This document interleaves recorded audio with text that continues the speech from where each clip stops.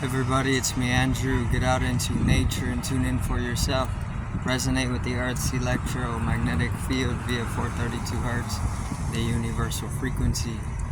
So today, I wanted to go over making everything a meditative process. So, making things a meditative process, it's very simple, very simple thing, right? So meditation is pretty much just the art of being more conscious, and that's pretty much all it is, right? Which is very important because consciousness is everything. So whenever you begin to make everything more of a meditative process, you're really generating or expanding your consciousness throughout the karma or throughout the activity that's being taken up, right? So right now I'm walking,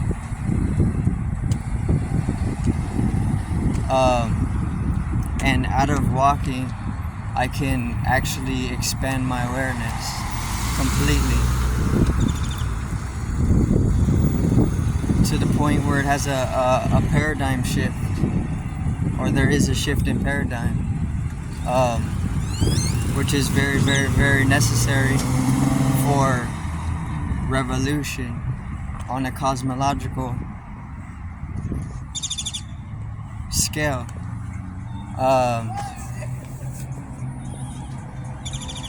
So you can pretty much make any activity that you're taking up a meditative process. And it's a good investment to make, because this is what allows you to develop yourself further.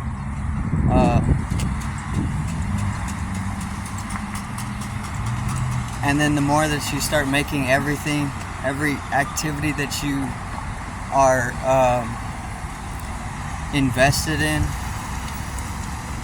a meditative process, the more that you start turning towards the central realities,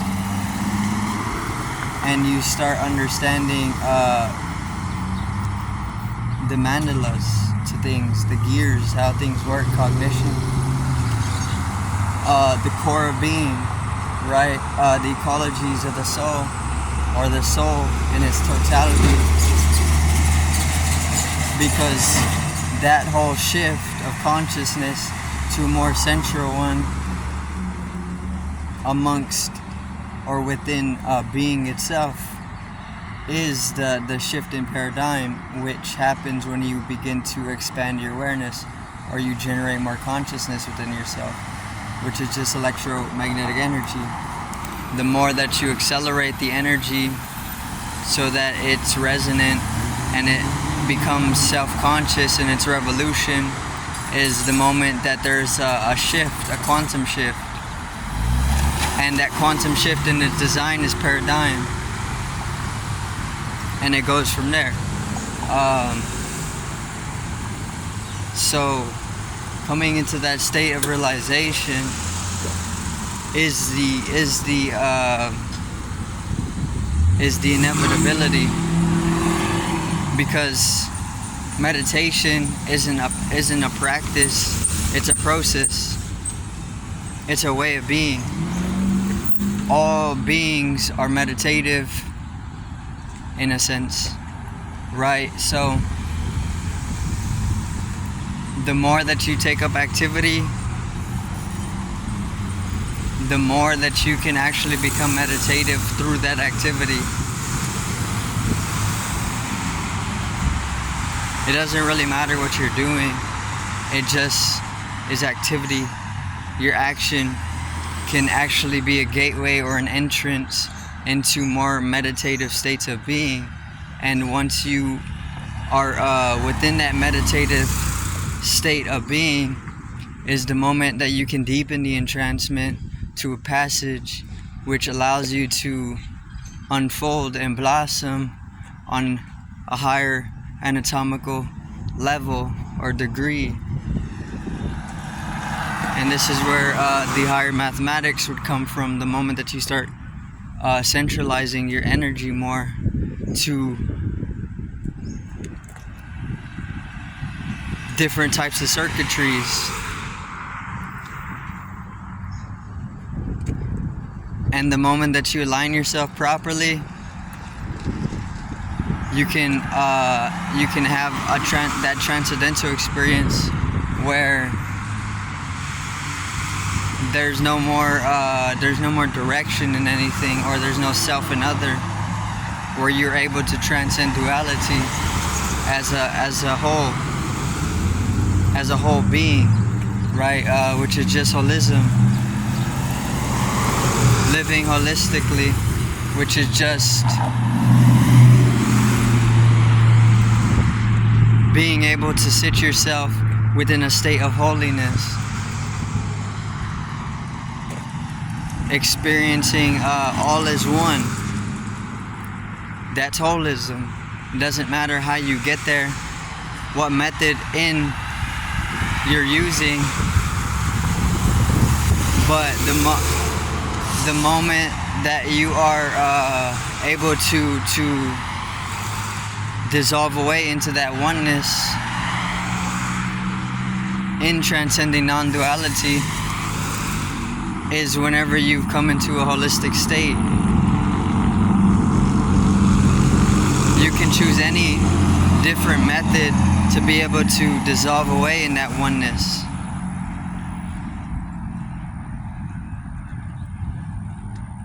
It's just whatever has an impact on you as a geometry, or as a form, or as a persona, or as an individuality. What you're gravitated towards, right?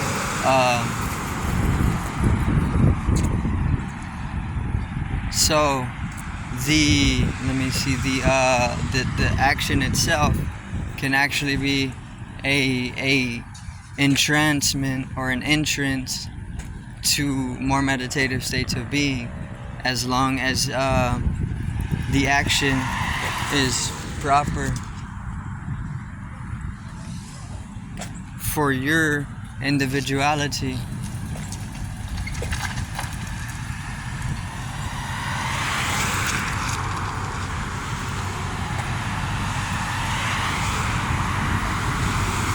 So it's really in the karma that you have, the karma that you hold, and the code that the karmic coding.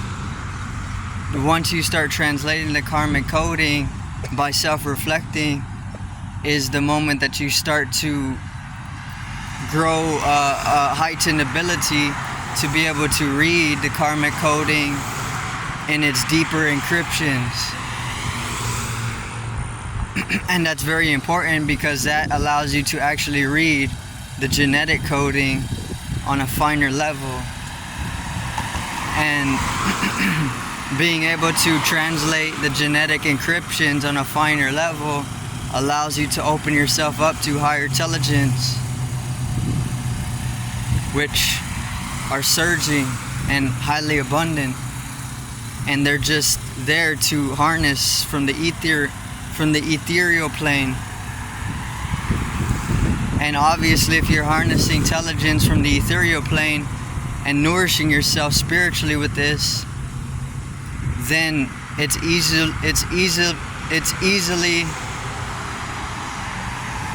going to keep you nourished.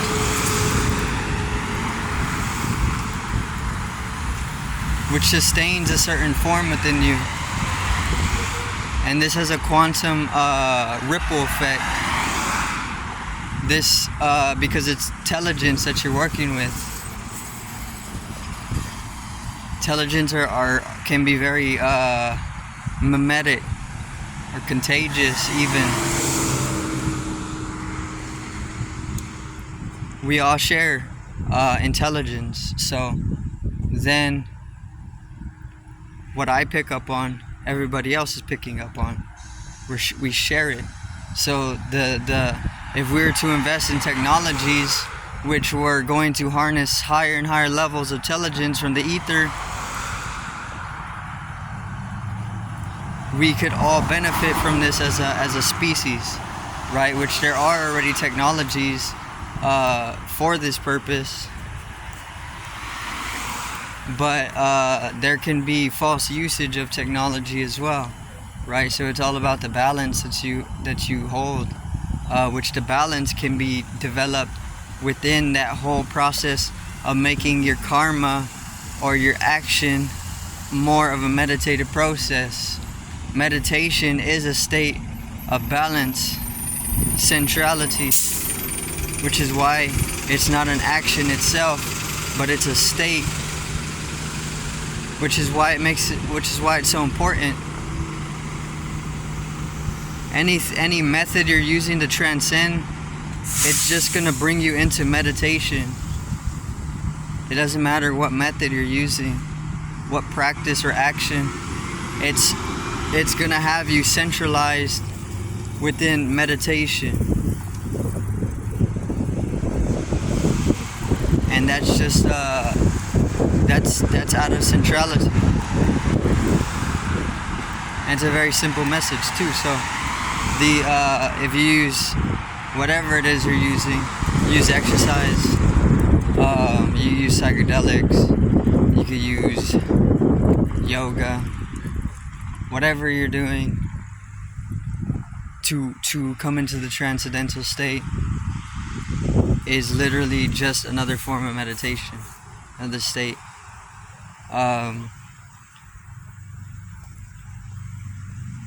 And then obviously the entrance is through meditation. You entrance yourself, self-entrancement.